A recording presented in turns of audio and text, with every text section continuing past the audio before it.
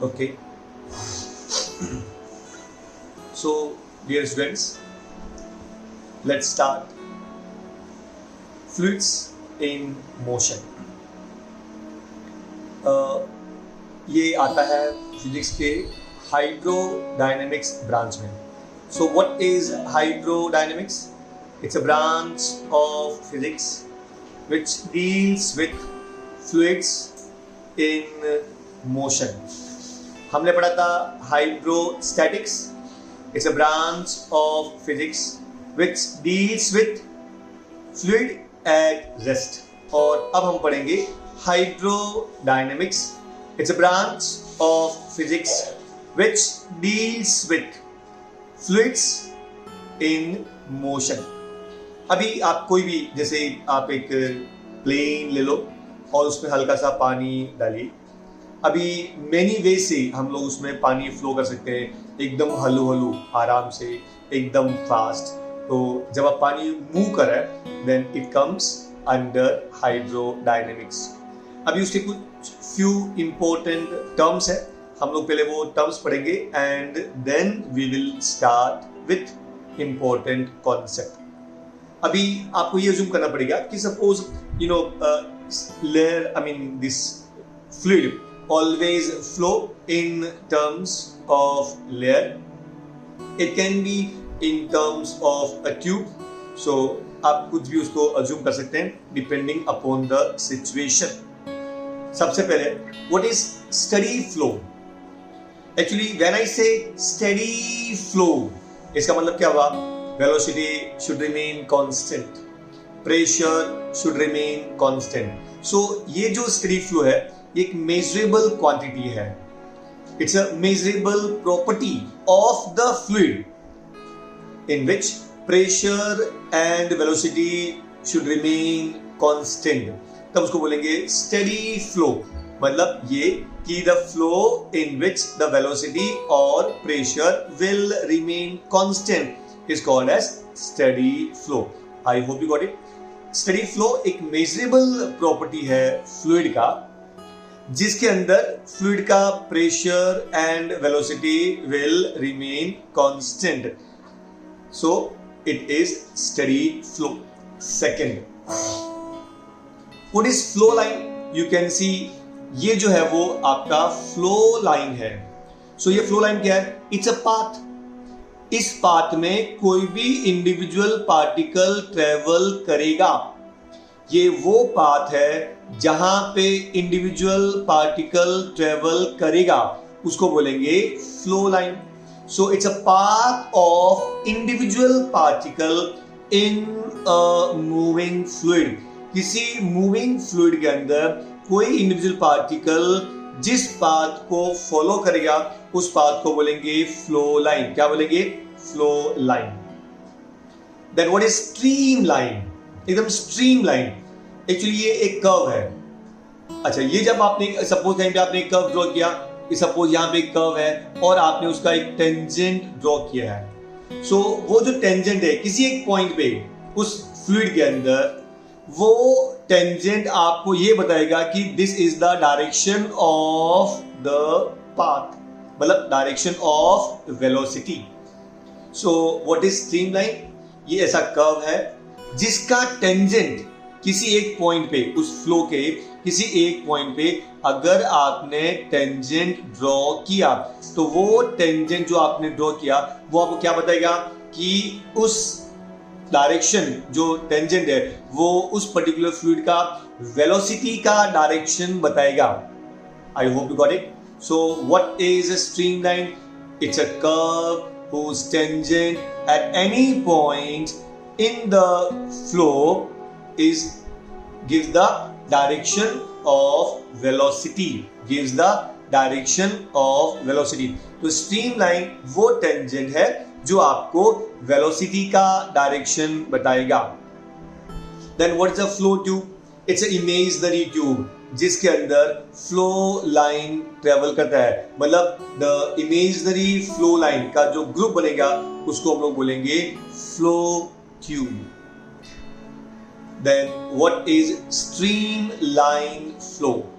अभी जैसे मैंने कहा था अगर आपने पानी को एकदम स्मूथली फ्लो किया, एकदम हलो फ्लो किया, then that flow is called as streamline flow. अब उसकी 3-4 इंपॉर्टेंट प्रॉपर्टीज याद रखो. जैसे for example, every in the fluid the liquid will move in the form of layers. In the form of layers, you can see that liquid flow in the form of layers. Every layer will move with constant velocity. Will move with constant velocity. हर एक जो layer है वो एक constant velocity के साथ में move करेगा. दूसरी बात, जो लेयर इसके जस्ट ऊपर है उस पे प्रेशर हल्का सा कम एंड देयरफॉर उसका वेलोसिटी ज्यादा रहेगा. तो जैसे जैसे हम लोग फिक्स्ड लेयर के ऊपर में जाएंगे वैसे वैसे उसका वेलोसिटी बढ़ता रहेगा. I hope you got it. So remember, streamline flow का बिग इंपॉर्टेंट प्रॉपर्टी क्या है? Number 1, in streamline flow liquid और we can say fluid moves in the form of different layers. Number 2, in every layer the velocity of molecule remain constant. मतलब जो velocity है, जो particles है, जो molecules है, they will flow in same direction. They will move in same direction. Every layer का velocity constant है. जैसे जैसे आप ऊपर जाएंगे वैसे वैसे उसका velocity बढ़ता रहेगा. So this is the streamline flow. For example, the smooth flow of river in a plain. जब प्लेन के अंदर जब रिवर एकदम स्मूथली फ्लो करता है तो वो स्ट्रीमलाइन फ्लो होता है. या सपोज आपने एकदम स्मूथ प्लेन लिया और हल्का सा आपने पानी उस पर डाला, स्लोली अगर आपने पानी डाला तो जो लिक्विड फ्लो करेगा वो स्ट्रीमलाइन फ्लो होगा. Second, what is turbulent flow? We can say in turbulent flow एकदम zigzag, मतलब कोई भी direction, velocity will not remain constant. Can you see the whirls? अब जैसे आपने कहीं पे लिक्विड फ्लो हो रहा है और आपने बीच में टांग अड़ा दिया, आई मीन टू से बीच में कोई ऑब्स्ट्रक्शन आ गया तो वहां पे वो जो लिक्विड है वो ऐसे धीरे धीरे फ्लो करना चालू करेगा and therefore this flow is called as turbulent velocity. In turbulent velocity, the particles will not be constant in direction and constant in speed. Speed भी सबका सेम नहीं रहेगा and उनका डायरेक्शन भी सेम नहीं रहेगा, मतलब velocity will keep on changing. दूसरी बात, the layers, the liquid will not flow in the form of layers. वो लेयर के फॉर्म में लिक्विड फ्लो नहीं करेगा. So ये इंपॉर्टेंट प्रॉपर्टी है टर्बुलेंट फ्लो का. फॉर एग्जाम्पल, पूर, जैसे बाढ़ आ गया, फ्लड के अंदर क्या होता है कि पार्टिकल कहीं से भी जाएगा, कैसे भी जाएगा, कोई भी स्पीड रहेगा. सो फ्लूइड फ्लड के अंदर. दूसरी बात, साइक्लोन, जब आप देखेंगे साइक्लोन के अंदर जो एयर है वो पार्टिकल्स है वो keep on whirling. So cyclone, flood are examples of turbulent flow. I hope it is clear. पक्का? Now see please. नाउ अभी जैसे मैंने बोला कि ये आपका 2 टाइप का फ्लो था, streamline flow and turbulent flow. तो आपको कब मालूम पड़ेगा कि स्ट्रीमलाइन फ्लो जो है वो टर्बुलेंट फ्लो में कन्वर्ट हो गया?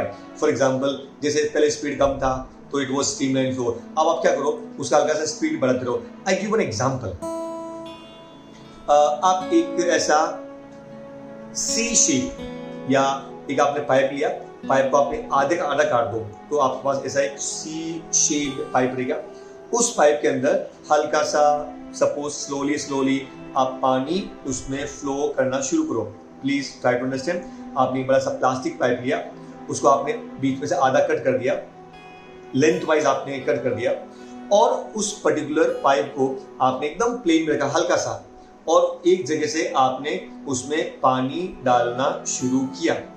जब आपने पानी डालना शुरू किया तब आप क्या करो, उसके ऊपर 4 अलग अलग अलग डिफरेंट कलर्स ले लो और वो कलर्स हल्का सा उस पर्टिकुलर पाइप के पानी के ऊपर आप उसमें डालते रहो एकदम स्लोली.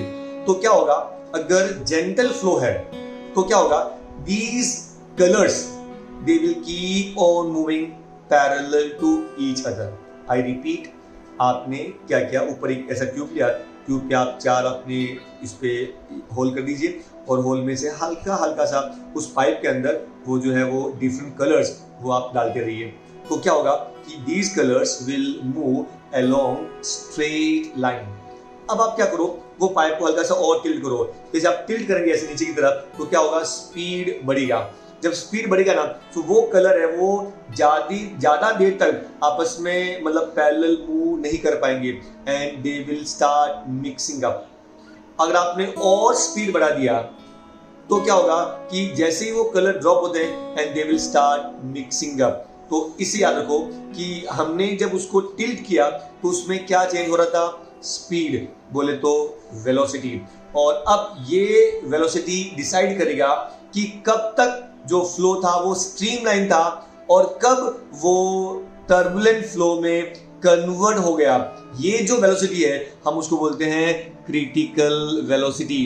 तो क्रिटिकल वेलोसिटी डिसाइड करेगा कि आपका फ्लो स्ट्रीमलाइन फ्लो है या टर्बुलेंट फ्लो है।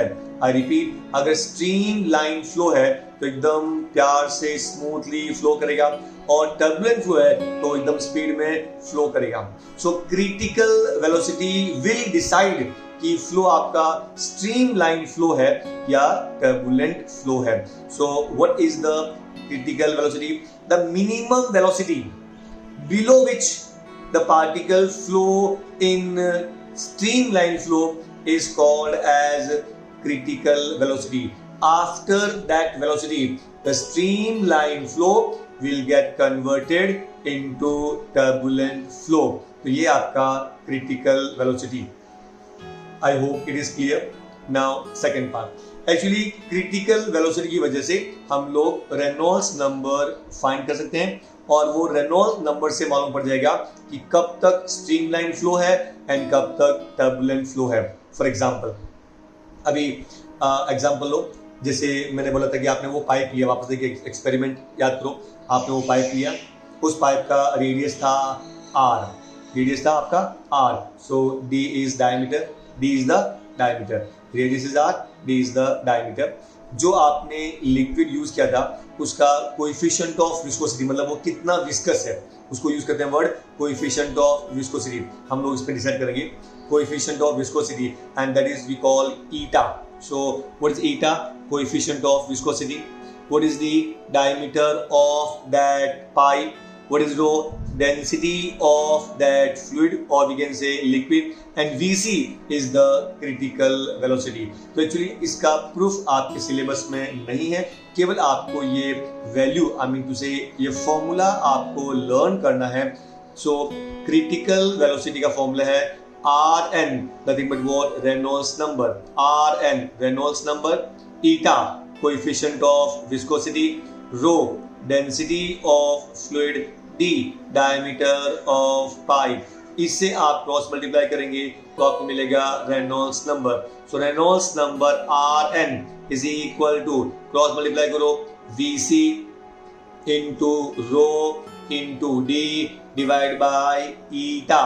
आई repeat, Reynolds number Rn equal to, it is cross multiply करो, Vc into rho into D upon eta. ये तीनों वैल्यू से आपको मिल जाएगा रेनॉल्ड्स नंबर। अब ये रेनॉल्ड्स नंबर डिसाइड करेगा कि कब फ्लो स्ट्रीमलाइन था, कब फ्लो टर्बुलेंट था।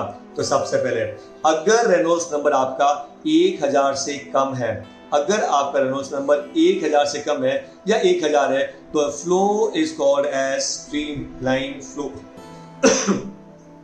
सेकेंड पार्ट, अगर रेनॉल्ड्स नंबर 1000 से ज्यादा है और 2000 से कम है, if it is more than 1000 and less than 2000, then the streamline is getting converted into turbulent flow. I repeat, अगर रेनॉल्ड्स नंबर 1000 से ज्यादा है, 2000 से कम है, then जो स्ट्रीमलाइन फ्लो है it is getting converted into turbulent flow. और अगर आपका रेनॉल्ड्स नंबर 2000 से ज्यादा है, then the flow is turbulent flow. Flow is turbulent flow. So I hope it's clear in very short. अगर रेनॉल्ड्स नंबर 1000 से कम तो स्ट्रीमलाइन फ्लो, 1000 और 2000 के बीच में तो स्ट्रीमलाइन फ्लो है वो टर्बुलेंट फ्लो में कन्वर्ट हो रहा है, ट्रांजिशन फेज के अंदर है. एंड अगर रेनॉल्ड्स नंबर आपका 2000 से ज्यादा है then it is turbulent flow. I hope it is clear. पक्का. Very good. See the next part. Viscosity. देखो हम लोग ने फ्रिक्शन पढ़ा था. फ्रिक्शन क्या होता है? इट्स प्रॉपर्टी ऑफ सब्सटेंस जिसकी वजह से कोई भी दो सरफेस जब आपस में कांटेक्ट में रहेंगे देन वो एक दूसरे पे ऑपोजिंग फोर्स एक्सर्ट करेगा और जिसकी वजह से उसका मोशन ऑब्स्ट्रक्ट होगा. मतलब फ्रिक्शन की वजह से हमेशा दो पार्टिकल का जो रिलेटिव मोशन है वो हमेशा ऑपोज होता है. So friction is the property of substance by virtue of which a force is exerted between the two particles in contact tending to prevent the relative motion between them. ये था friction जो हमने already पढ़ा है. अब जब मैं बोलता हूं विस्कोसिटी, इसका मतलब होता है liquid friction. Viscosity is the liquid friction. So अब आपको ये अज्यूम करना पड़ेगा कि जो आपका लिक्विड है वो लेयर्स के फॉर्म में है. तो अब जो भी ऑपोजिंग फोर्स रहेगा वो लेयर्स के बीच में रहेगा. अभी हम लोग पॉइंट नहीं बोल सकते, सरफेस नहीं बोल सकते, क्या बोलेंगे? लेयर्स बोलेंगे. सो what is the viscosity? It is a liquid friction. और जो हमने बोला था कि फोर्स ऑफ फ्रिक्शन था, इसको हम क्या नाम देंगे? Viscous force. क्या नाम देंगे? Viscous force. सो सबसे पहले what is viscosity? It's a property of fluid. It's a property of fluid by virtue of which force is exerted. कौन सा? Viscous. Viscous force is exerted between the layers of liquid in contact. Between the layers of liquid in contact, tending to prevent the relative motion between them.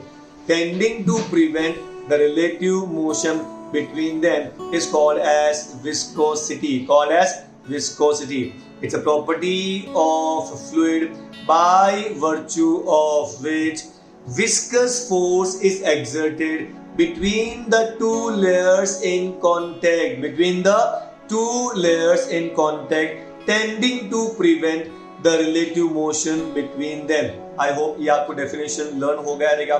In short, जब हमारे पास में कोई भी fluid रहेगा तो वो फ्लूइड के बीच में एक फोर्स एक्सर्ट होता है, उसको बोलते हैं विस्कस फोर्स. क्या बोलेंगे? Viscous force. Also named as viscous drag. क्या बोलेंगे? Viscous drag. जो उस लेयर के मोशन को ऑपोज करेगा, उस लेयर के मोशन को ऑपोज करेगा तो वो फोर्स को बोलते हैं viscous force. I hope it is clear. कोई डाउट नहीं. विस्कोसिटी क्या है? फ्लूइड का प्रॉपर्टी जिसकी वजह से हमेशा मोशन ऑपोज होता है. एक्चुअली हमने डिस्कस किया ना कि फ्रिक्शन जरूरी भी है और फ्रिक्शन हमारे लिए एक एविल भी है, हमारा दुश्मन भी है. अभी जरूरी क्यों है?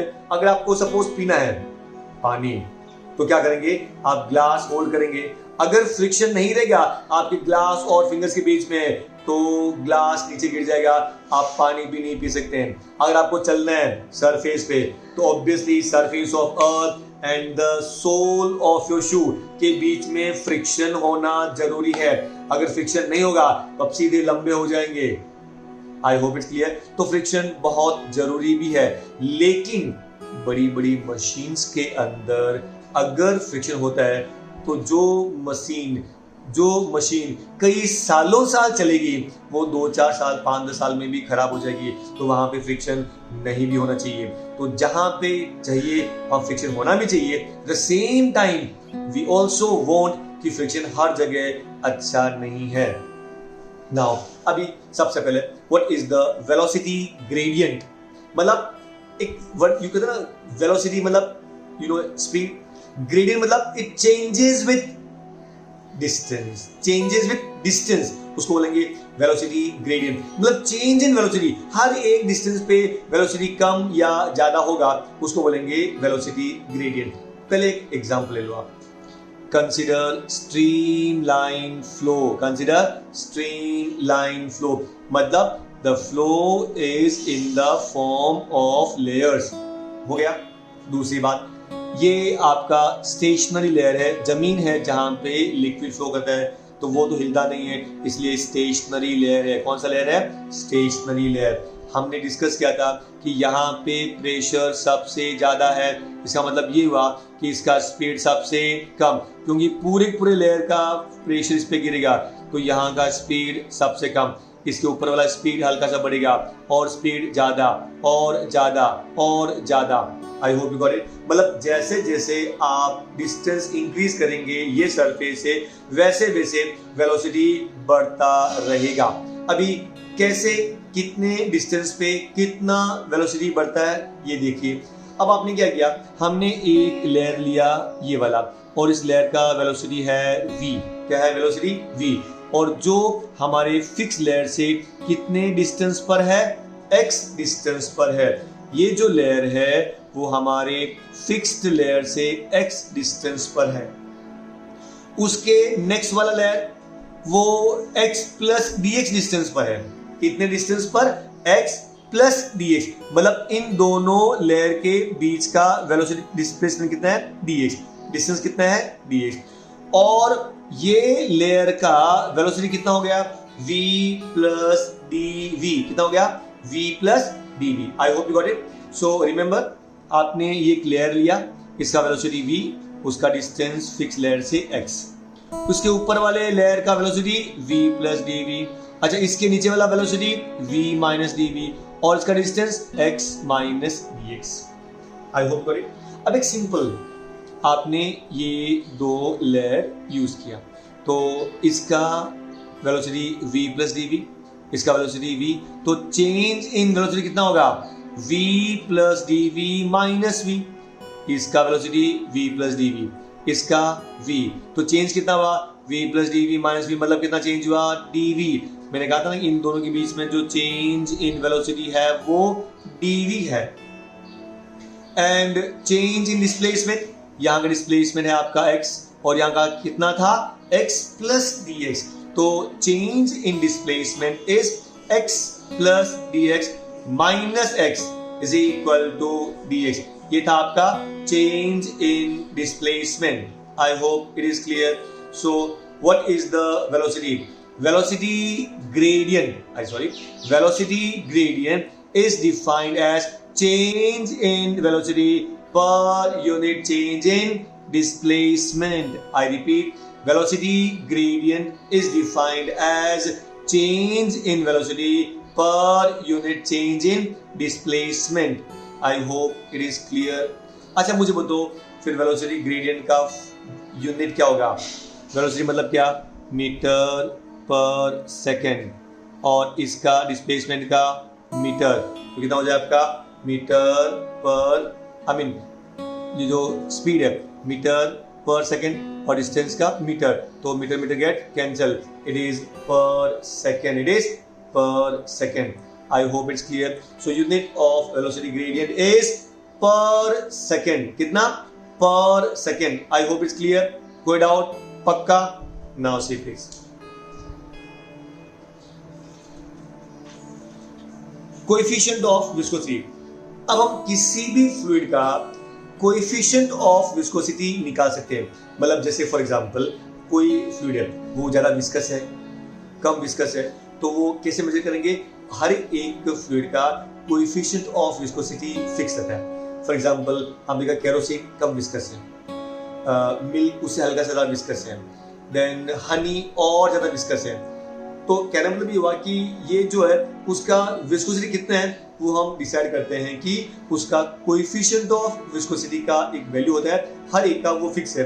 उससे हमें ये मालूम पड़ता है कि कौन ज्यादा विस्कस है, कौन कम विस्कस है। तो ये बहुत इंपॉर्टेंट है कि किसी भी चीज का विस्कोसिटी कितना है, that is very very important, क्योंकि आपको कोई सब्सटेंस कहाँ यूज करना है। फॉर एग्जाम्पल अगर आपको कोई दो पार्ट्स के बीच में अगर आपको कोई ल्यूब्रिकेंट यूज करना है तो should we use diesel, should we use grease, should we use other things। तो ये बहुत इंपॉर्टेंट है कि कोई भी पर्टिकुलर सब्सटेंस कौन सा यूज करेंगे वो इस पे डिपेंड करेगा कि उसका कोएफिशिएंट ऑफ विस्कोसिटी कितना है। I hope it is clear.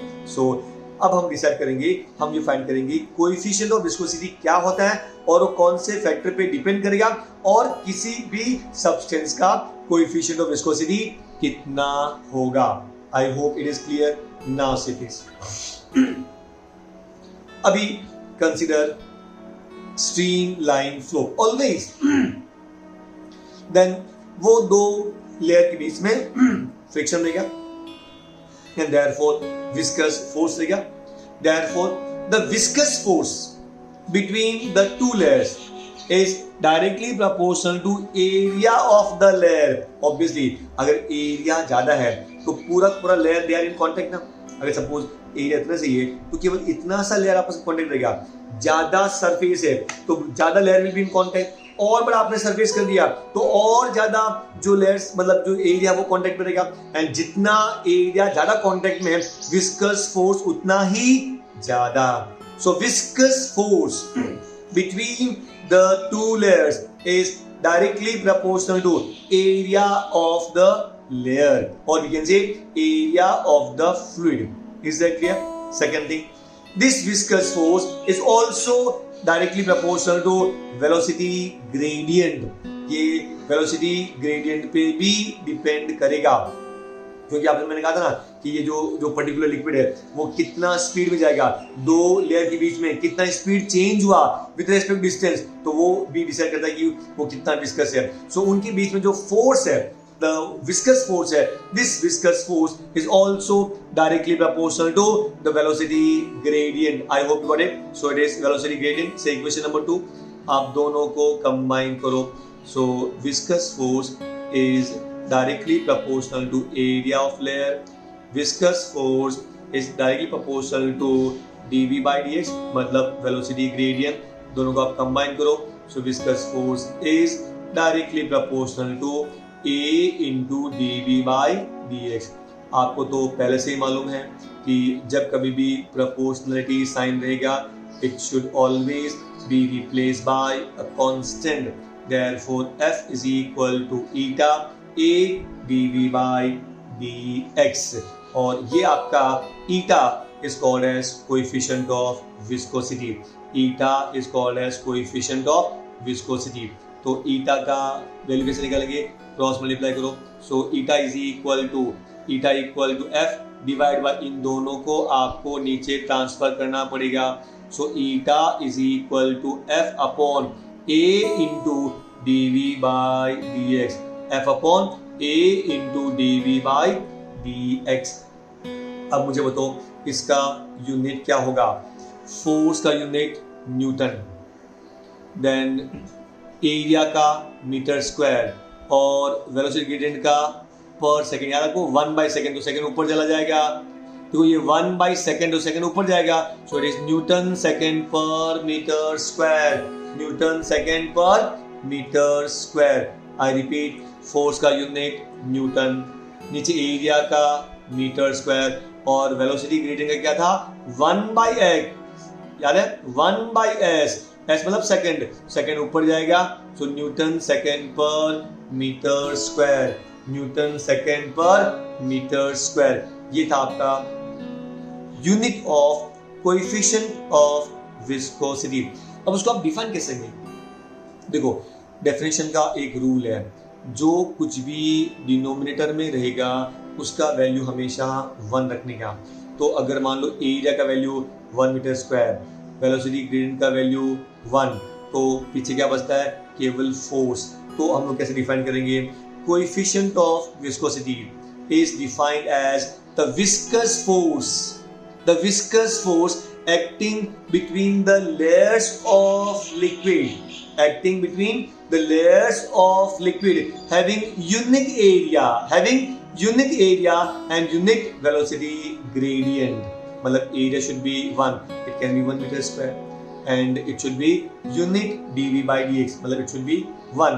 तो आपके पास में पीछे क्या बचता है विस्कस फोर्स बचता है एंड देयरफॉर वी कैन से ईटा डिफाइन करेंगे eta is equal to F तो डिफाइन करो उसको hence we can say the coefficient of viscosity is defined as the viscous force acting between the layers of liquid in contact per unit area मतलब unit area per unit area per unit velocity gradient per unit area per unit velocity gradient repeat coefficient of viscosity is defined as the viscous force acting between the two layers of liquid in contact per unit area per unit velocity gradient per unit area per unit velocity gradient ये था आपका coefficient of viscosity. I hope it is clear. पक्का? Now see this.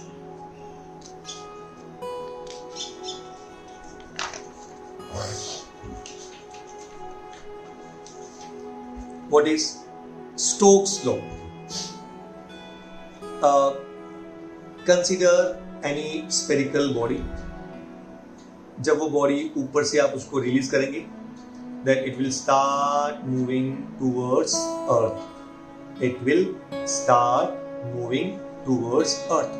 जब ये अर्थ की तरफ आएगा तो हमारा जो एयर एटमॉस्फेयर है उसमें एयर रहेगा और वो एयर जो है वो उसको हमेशा ओपोज करेगा हमेशा उसको ओपोज करेगा एंड देयरफॉर अब वो जो ओपोज करेगा तो ये जो फोर्स है विस्कस फोर्स ये जो विस्कस फोर्स है it depends upon many factors for example viscous force depends upon the coefficient of viscosity मैंने आपसे कहा था अगर एयर है तो कोएफिशिएंट ऑफ विस्कोसिटी कम रहेगा वाटर है और ज़्यादा रहेगा हनी और ज़्यादा रहेगा सो जो मीडियम में से अगर कोई भी आपका ऑब्जेक्ट आ रहा है और वो ऑब्जेक्ट है एक मान लो एक स्फीयर है तो वो उसका जो विस्कस फोर्स है वो किस पे डिपेंड करता है number 1 coefficient of viscosity depends upon the coefficient of viscosity number 2 depends upon the radius of sphere अगर स्फीयर बड़ा है तो ऑब्वियसली कोएफिशिएंट जो विस्कस फोर्स है वो ज़्यादा रहेगा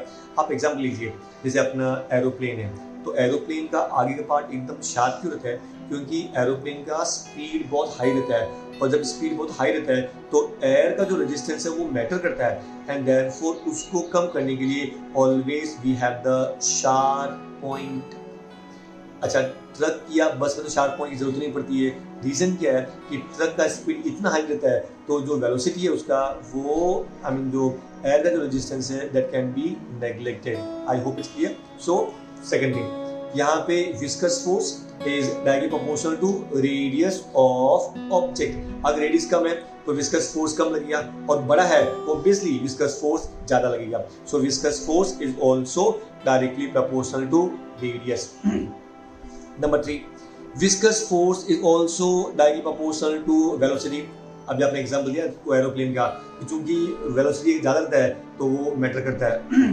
देयरफॉर वी कैन से कि viscous force acting on any spherical body is directly proportional to number 1 coefficient of viscosity number 2 radius of object number 3 velocity of the object therefore Fv proportional to eta Rv Fv proportional to eta Rv therefore Fv equal to 6 pi eta Rv Fv equal to 6 pi eta Rv ये था आपका Stokes law Stokes law says that the viscous force acting on a particle moving downward is equal to 6 pi eta Rv where 6 pi is the constant and is given by experimental value मतलब ये experimental value है 6 pi I hope it's clear याद रहेगा आपका whenever I say viscous force आपको हमेशा बोलना है 6 pi eta Rv whenever I say viscous force आपको बोलना है 6 pi eta Rv I hope it is clear now see this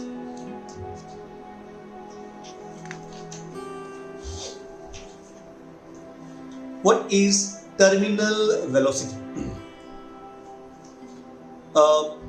आप एग्जाम्पल लेते हैं let's consider a liquid drop मान लो बारिश हो रही है, बारिश के टाइम के अंदर पानी की बूंदें ज़मीन पे गिरेंगी और ये जून जुलाई में शुरू होता है जब पृथ्वी अपनी ज़मीन एकदम पूरी सूखी रहती है और बहुत प्यासी रहती है, तो ऑब्वियसली इंद्र देवता प्रसन्न होंगे और बारिश करेंगे और उस समय बारिश बड़ा अच्छा लगता है। छोटे बच्चे अंदर पहली बारिश के अंदर दे ट्राई कि हम लोग बाहर जाएं और बहुत भीगें। चलो ये छोटे बच्चों की बात है, हम लोग भी बड़े हो गए, सो वी विल फाइंड कि उसकी वेलोसिटी कितनी है। सोचो जब बचपन में कितना अच्छा रहता है, कोई टेंशन नहीं, कोई फिक्र नहीं। बड़े होने के बाद में तो आपको ये कैलकुलेट करना है कि उसका मास कितना है, उसकी वेलोसिटी कितनी है, उसका एक्सेलरेशन कितना है, बहुत टेंशन है, सब कुछ कैलकुलेट करना पड़ता है। ये भी आपको लाइफ का भी कैलकुलेट करना पड़ेगा कि how your life will be very smooth, आपको क्या करना है, कितना करना है। खैर वो छोड़िए, दूसरी बात है, हम लोग फिजिक्स पढ़ेंगे। What is terminal velocity? Let's consider a water droplet coming towards Earth. जो water droplet है वो Earth की तरफ आ रहा है। जब water droplet स्टार्टिंग में जब वो रहेगा तो उसका speed will be 0।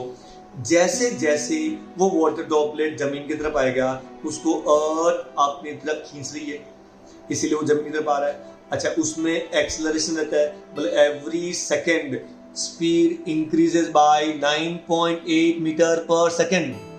Every second speed increases by 9.8 metre per second, मतलब उसका एक्सेलरेशन कितना है 9.8 मीटर पर सेकेंड स्क्वायर। मतलब हर सेकेंड उसका स्पीड बढ़ेगा, हर सेकेंड उसका स्पीड बढ़ेगा, तो स्पीड बढ़ रहा है उसका। अब याद रखना कि जैसे जैसे वो नीचे आएगा वैसे वैसे उसका स्पीड बढ़ेगा। जब उसका स्पीड काफी बढ़ जाएगा तो याद रखो उस पे विस्कस फोर्स एक्ट होता है, और viscous force also depends upon the velocity. याद है, मतलब जितना बॉडी का स्पीड रहेगा विस्कस फोर्स उतना ही उस पे एक्सर्ट करेगा। ज्यादा स्पीड ज्यादा viscous force. Are you getting me? तो जैसे जैसे वो पार्टिकल नीचे की तरफ आएगा विस्कस फोर्स जो उसको अपोज करेगा उसका वैल्यू भी बढ़ेगा। एट द सेम टाइम जब अपना अर्थ या अपना ये एयर है दैट आल्सो प्रोड्यूसेस अपथ्रस्ट। अच्छा, आपको ये मालूम है ना कि आप एक सिंपल एक पेपर ले लो, सिंगल पेपर, और उसको आप ऐसा छोड़ दो, उसको आप रिलीज करो, तो क्या वो ऑन द स्पॉट जमीन पे जाता है? क्या नहीं, वो ऐसा कीप ऑन फ्लोटिंग। ऐसा क्यों करता है वो?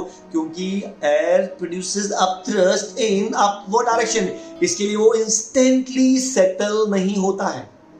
आई hope you got it. So similarly अभी जो वाटर बॉडी नीचे की तरफ आ रहा है उसके ऊपर दो फोर्स एक्ट हो रहा है। पहला विस्कस फोर्स, दूसरा upthrust. Viscous force depends upon the speed, depends upon the radius of the object, eight the same time depends upon its coefficient of viscosity. तो याद रखना, अभी नीचे की तरफ कौन सा फोर्स है? Gravitational force. ऊपर की तरफ कौन सा फोर्स है? Upthrust and viscous force. अब क्या होता है कि पहले जब उसका स्पीड कम था तो अपथ्रस्ट भी कम था एंड देयरफॉर उसका स्पीड बढ़ रहा था, लेकिन जैसे जैसे स्पीड बढ़ेगा वैसे वैसे अपथ्रस्ट भी बढ़ेगा एंड देयरफॉर एक ऐसा पॉइंट आएगा जब downward force becomes equal to upward force, और उसके बाद में the speed of particle remains constant. मतलब उसके बाद में वो पार्टिकल कांस्टेंट स्पीड के साथ में आएगा। Are you getting? I repeat, starting में जो पार्टिकल है वो जब नीचे आएगा तो उसका स्पीड बढ़ेगा because of acceleration due to gravity.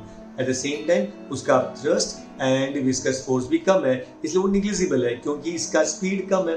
लेकिन जैसे जैसे उसका स्पीड बढ़ता रहेगा अब थ्रस्ट बढ़ता रहेगा, और स्पीड बढ़ा और अब थ्रस्ट बढ़ा, और स्पीड बढ़ा और थ्रस्ट बढ़ा। तो एक ऐसा पॉइंट आएगा जब downward force becomes equal to upward force, उसके बाद में it is in equilibrium, and उस समय जो उसका वेलोसिटी था उसी वेलोसिटी से पार्टिकल नीचे आएगा। So that final velocity with which the particle is coming down towards earth is called as terminal velocity. आपको समझा? पहले स्पीड बढ़ रहा था, लेकिन उसका ऑपोजिंग फोर्स भी बढ़ रहा था। तो काफी टाइम के बाद में एक ऐसा स्टेज आएगा जब downward force becomes equal to upward force. जब दोनों फोर्स इक्वल हो जाएगा, उसके बाद में द पार्टिकल का स्पीड नहीं बढ़ेगा and the particle will come with constant velocity, and this velocity is called as terminal velocity. I hope it is clear. पक्का ना से दिस। अभी डाउनवर्ड फोर्स क्या था? mg। क्या था? mg।